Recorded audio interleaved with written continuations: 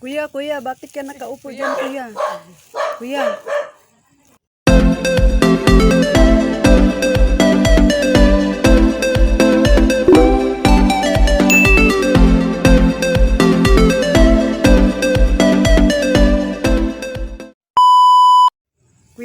Kuya, bakit ka nakaupo dyan, kuya? Kuya, bakit ka nakaupo dyan? Hindi naman sumasagot si kuya, mga lods.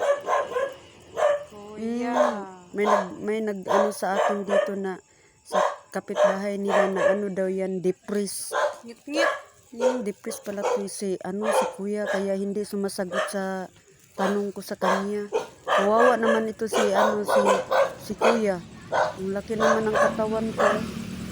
Maayos pa to ba ipadoktor to sa ilagay to sa sa mga kayatris pag